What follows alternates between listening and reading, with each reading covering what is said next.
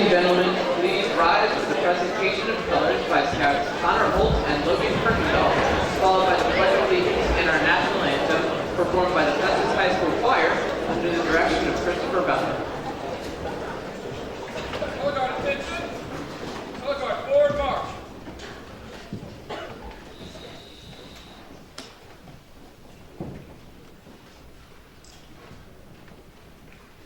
Color guard halt.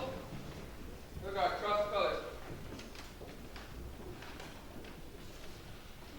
Color guard post the colors. Color guard turn to right.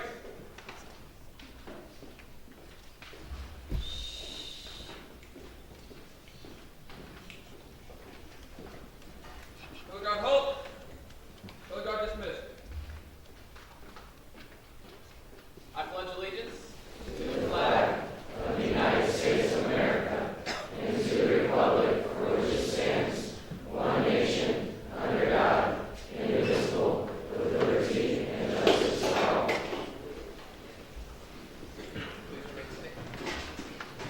Please remain standing for the Festus High School Choir performing the national anthem.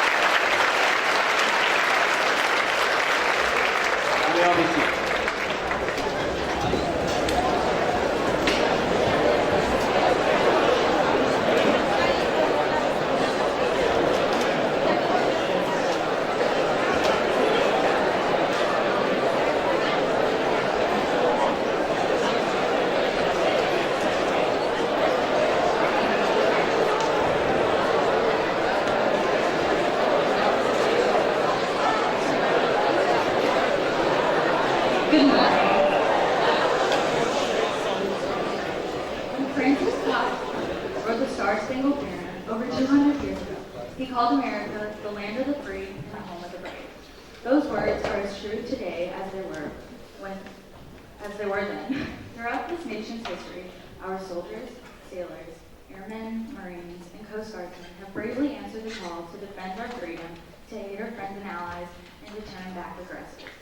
We can never fully repay our debt of gratitude to the more than 650,000 American service members who died in battle, or the 1.4 million who were wounded. We can, however, recognize and thank the 25 million veterans still living today. Our nation honors her sons and daughters who answered the call to defend a country they never never knew, and a people they never met. Those words apply equally to many of our veterans of World War I, World War II, the Korean War, the Vietnam War, the Gulf War, and the global war of terror in Iraq and Afghanistan. They apply to today's active duty service members, tomorrow's veterans who are helping to maintain peace throughout the world. Today, it is our privilege to say thank you to all of America's veterans, to let them know that we appreciate them for their service and honor them for their sacrifices. The price of freedom is high. We cannot afford to forget those willing to pay for it. Today, we celebrate our veterans for keeping this nation the land of the free and the home of the brave.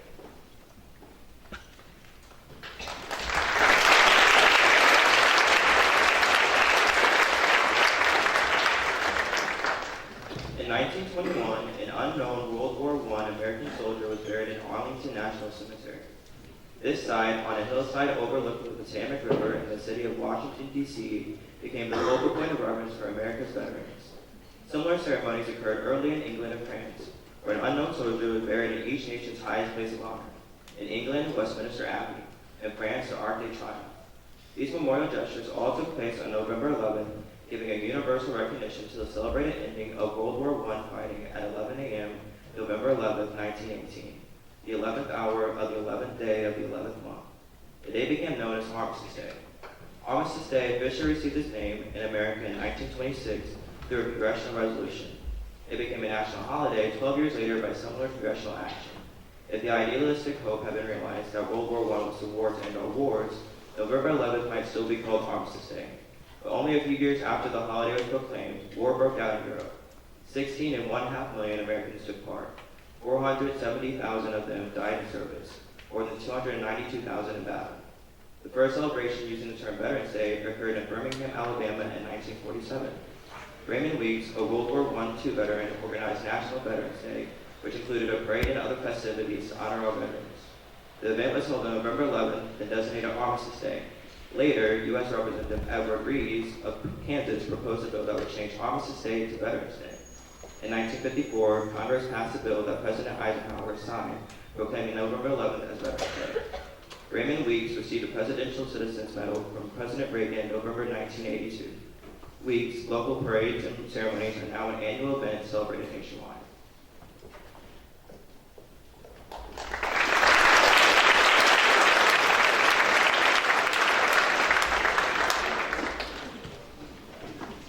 Each year, Festus High School sponsors this assembly to honor our local veterans, the men and women who have served our country as members of the United States Armed Forces.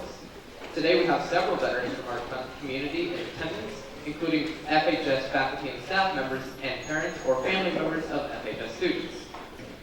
These veterans represent all branches of the military, and some have served in conflicts that include World War II, the Korean War, Vietnam, Desert Storm, Iraq, and Afghanistan. All have served our country bravely and selflessly. We thank each of you for your service to our nation and for being guests today. If you're a veteran, please stand at this time.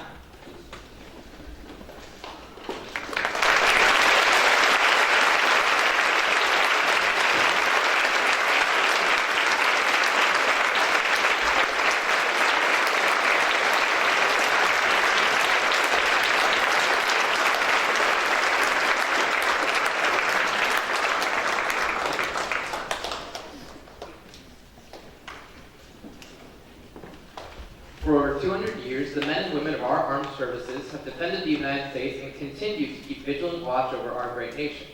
Created in 1775, the Army, Continental Navy, and Marines have participated in every war since the American Revolution. Our current Air Force originated in 1907 as the Aeronautical Division of the Army Signal Corps and was later named the Army Air Corps, and finally, the United States Air Force after World War II. The Coast Guard originated in 1790 as the Marine Cutter Service and was renamed the Coast Guard in 1915 by an act of Congress. The debt of gratitude we as a nation owe these brave soldiers cannot be measured. With this tribute and song, let us remember those who have fallen and those who continue to serve. We ask each veteran present to please stand when your service song is played. Students and teachers, please stand if you have a family member currently serving in the military when their song is played.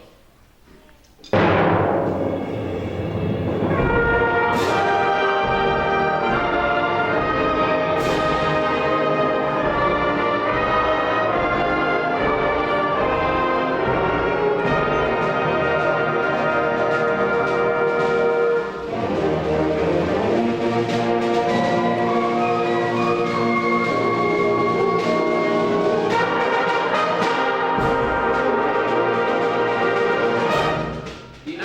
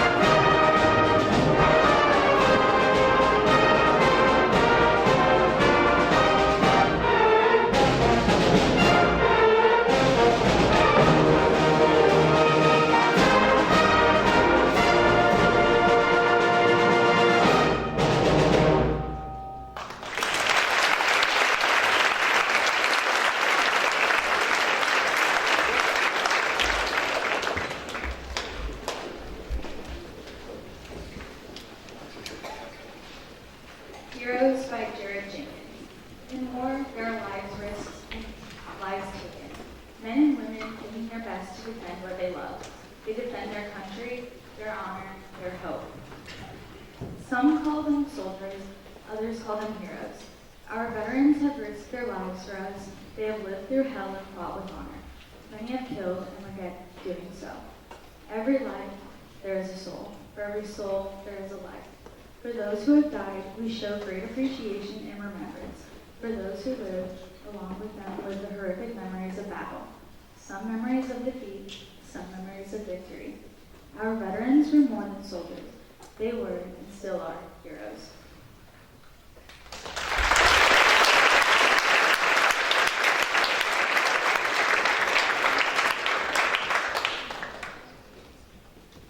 Thank you for your service, they say as they shake our hands and pat our backs. We smile and thank them for their gratitude and try to think of something else to talk about. These encounters with strangers happen from time to time, though always on Veterans Day. It's the one time we can count on civilians, a group from which we came but can never fully return, to think about us. On Veterans Day, they think of the men and women who march in the VFW parades. They think of their grandfathers, the gregarious World War II sailors, eager to share sea stories, and their uncles, stolid Vietnam-era airmen reticent to talk about the war.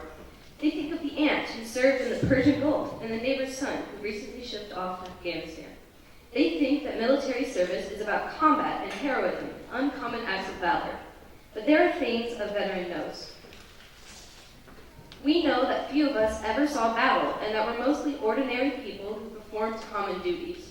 We know that our service, whether 3 years or 30, was mainly composed of discrete units of banal and boring routine, and that the drudgery of time spent cleaning, rifles, equipment, barracks, in preparation for inspections and reviews and formations in which we'd spend hours standing ramrod straight while trying to hide buckling knees and sweat-drenched necks, and the maddening urge to scratch skin that itched more and more the longer we stood still. We know that service is about our willingness to endure shin splints and blistered feet from too many miles of marching and running. We know it was about doing sit-ups on wet beaches on mornings that were too cold and came much too early.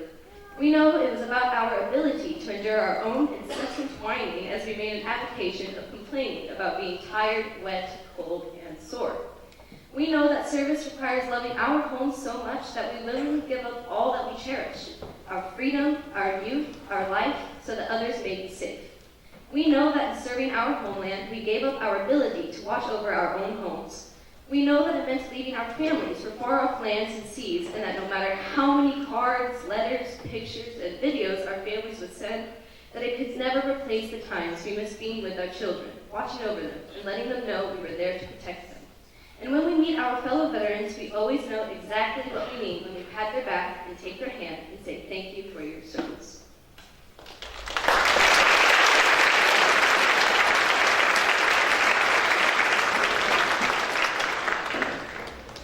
Remembering Our Fallen is a traveling photographic war memorial that honors our country's military fallen from the war on terror. Because 9/11 was such a defining moment, this memorial includes our country's fallen since that tragic day in our nation's history. There are 15 state-specific memorials and a national memorial. Bill and Yvonne Williams were inspired to create Remembering Our Fallen in the fall of 2010. Their eternal hope is to honor the memory of those who have made the ultimate sacrifice, to provide comforts to friends and family of the fallen, and to remind others of the tremendous cost paid by some. Its legacy will be that these men and women will never be forgotten, that their names will be remembered.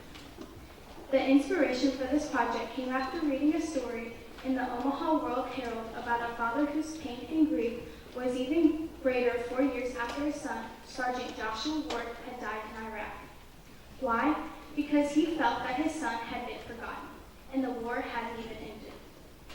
To that end, Bill and Yvonne decided to do something about it. In November of 2010, with the backing of the Omaha World Herald newspaper and the financial support of several sponsors, including Bellevue University, Bill and Yvonne decided to create a traveling photo memorial called Remembering Our Fallen. This memorial included photos of the fallen that had died in the war on terror since September 11, 2001, and called Nebraska home. Over the next few years, they decided to create memorials for other states as well. After completing 19 state memorials, the focus shifts to one of the national memorials that encompasses the fallen from across the country. This national memorial was unveiled in September 2017 at the steps of the Lincoln Memorial in Washington, D.C., and continues to tour the nations, giving Americans across the country the opportunity to honor our fallen. Remembering the Fallen, Traveling Memorial Veterans Wall will be on display in the Festus Middle School Library, and we will open the building to the public and allow an open forum where the public can suggest ways that the community businesses can all work together to better the community while serving one another. The community will be invited to come and tour the wall and fill out our questionnaire regarding new ideas, relationships, and building relationships with the FMS between the hours of 4 and 8 on Tuesday and Thursday.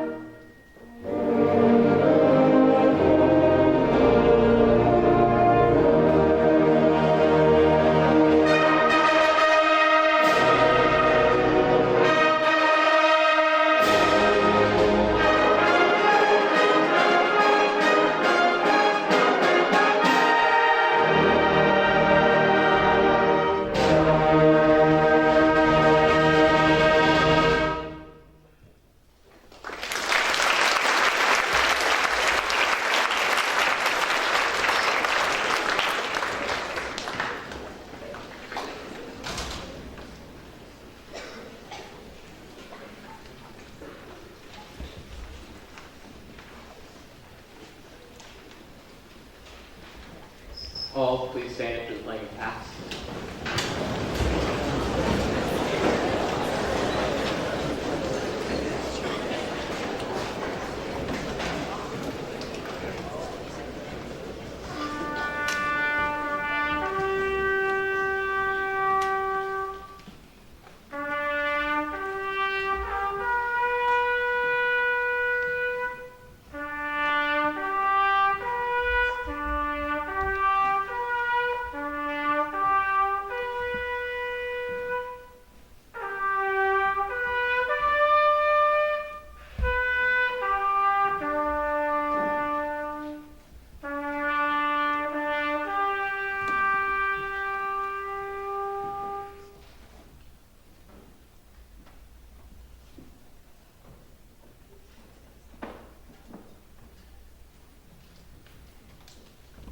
Please remain standing for the retiring colors.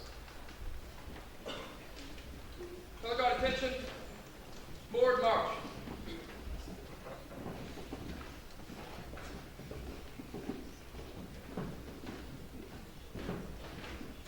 Color guard hold. Color guard retrieve the color.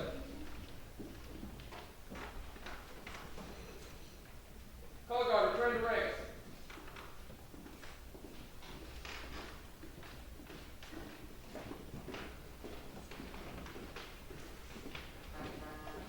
Color guard hold. Color guard dismissed.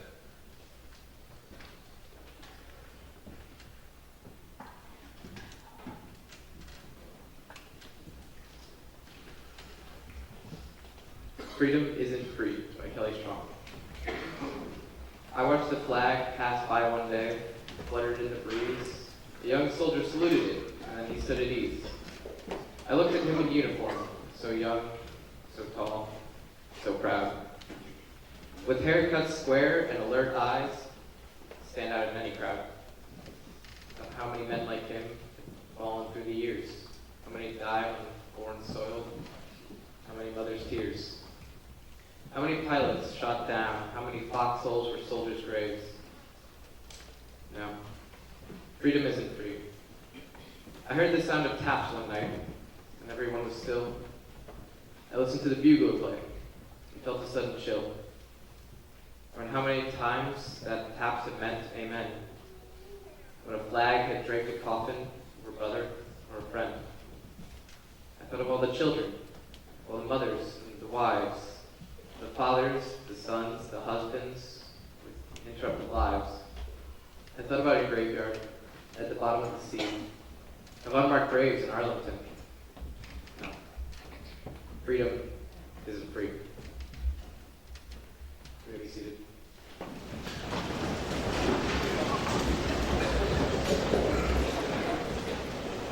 Thank you to our guests and those who participated, and the students